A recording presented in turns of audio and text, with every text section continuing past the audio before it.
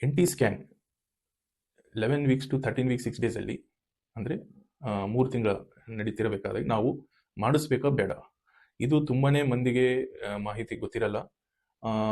ಆದ್ದರಿಂದ ಅವರು ಎಲ್ಲಾದರೂ ಆಬ್ಸ್ಟಿಟಿಷಿಯನ್ಗೆ ತೋರ್ಸಕ್ಕೆ ಹೋಗಿದಾಗ ನೀವು NT ಸ್ಕ್ಯಾನೇ ಮಾಡಿಸಿಲ್ಲ, ಇದರಲ್ಲಿ ತುಂಬಾ ಇಂಪಾರ್ಟೆಂಟ್ ಇತ್ತು ಅಂದಾಗ ಅವರು ಪೇಷಂಟ್ಸ್ ತುಂಬಾ ಗಾಬರಿ ಪಡ್ತಾರೆ. NT ಸ್ಕ್ಯಾನ್ ಯೂಶಲಿ ನಾವು ಎದುರು ಸೆಲೆಗೆ ಮಾಡೋದು ಅಂದರೆ ಯೂಶಲಿ ಕ್ರೋಮೋಸೋಮ್ ಅನಾಮಲಿ, ಅಂದರೆ ಇದು ಜೆನೆಟಿಕ್ ಪ್ರಾಬ್ಲಮ್ಸ್ ಏನಾದರೂ ಕೂಸಿಗಿದೆನಾ, ಇದು ಸ್ಕ್ರೀನಿಂಗ್ ಟೆಸ್ಟ್ ಅಷ್ಟೇ ಇದು.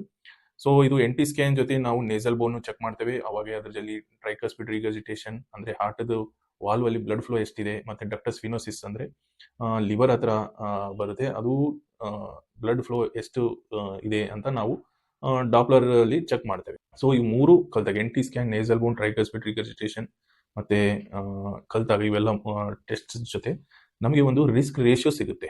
ಸೊ ಈ ರಿಸ್ಕ್ ರೇಷಿಯೋ ತುಂಬಾ ಜಾಸ್ತಿ ಇದೆ ಅಂದಾಗ ನಾವು ನೆಕ್ಸ್ಟ್ ಅವರಿಗೆ ಡ್ಯುವೆಲ್ ಮಾರ್ಕರ್ ಮತ್ತೆ NIPT ಟೆಸ್ಟ್ ಮಾಡ್ತೇವೆ. ಇದು ಒಂದು ಸಾಧಾರಣ ಬ್ಲಡ್ ಟೆಸ್ಟ್ ಕಳಿಸಿದಾಗೆ ರಿಪೋರ್ಟ್ ಬಂದ ನಂತರ ಅವಾಗ ನಮಗೆ ಎಕ್ಸಾಕ್ಟ್ ಎಷ್ಟು ಪರ್ಸೆಂಟೇಜ್ ಚಾನ್ಸ್ ಇದೆ ಅವರಿಗೆ ಹುಟ್ಟ ಕೂಸಿಗೆ ಜೆನೆಟಿಕ್ ಪ್ರಾಬ್ಲಮ್ ಇರೋ ಸಾಧ್ಯತೆ ಎಷ್ಟಿದೆ ಅಂತ ನಮಗೆ ಗೊತ್ತಾಗುತ್ತೆ. ಸಪೋಸ್ ತಾವು ಇದೆಲ್ಲ ಮಾಡಿಸಿದ್ರ, ನೆಕ್ಸ್ಟ್ ನಾವೇನ್ ಮಾಡ್ಬೇಕು, ಅಬಾರ್ಷನ್ ಮಾಡಿಸ್ಕೋಬೇಕಾ ಕೂಸು ಅಂತ ಕೇಳ್ತಾರೆ.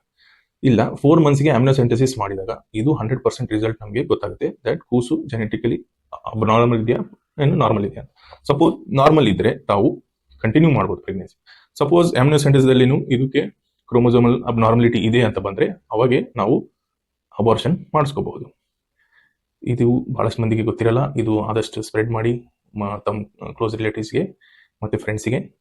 ತಮ್ಗೆ ಏನಾದರೂ ಡೌಟ್ಸ್ ಇದ್ರೆ ಹೊಸಮನಿ ಹಾಸ್ಪಿಟಲ್ ರಾಯಚೂರಿಗೆ ಬಂದು ತಾವು ಕನ್ಸಲ್ಟ್ ಮಾಡ್ಬೋದು. Thank you.